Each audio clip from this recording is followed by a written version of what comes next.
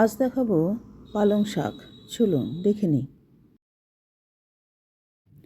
প্রথমে কড়াইয়ের মধ্যে পরিমাণ মতো তেল নিয়ে তাতে 5 ফোড়ন, শুকনো লঙ্কা ফোড়ন দিয়ে আলু, বেগুন, শিম আর মূলো এই সবজিগুলো দিয়ে দিলাম।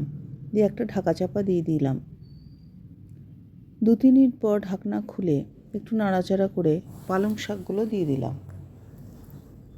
এবার আবারও একটা ঢাকা দিয়ে দিলাম যাতে পালং শাক মজে যায়। 2 মিনিট পর ঢাকনা খুলে দেখুন পালং শাক একেবারেই মজে গেছে আর সবজিও হাফ সিদ্ধ হয়ে গেছে। এর উপর দিয়ে দিলাম পরিমাণ মতো নুন, হলুদ, মিষ্টি, একটু ধনে জিরে গুঁড়ো আর বেশ কয়েকটা কাঁচা লঙ্কা। আবারও ঢেকে দিলাম।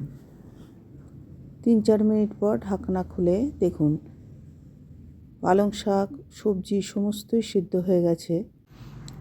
পালং শাক থেকে যেটুকু জল বেরিয়েছিল তাতেই সমস্ত সবজি সিদ্ধ হয়ে গেছে।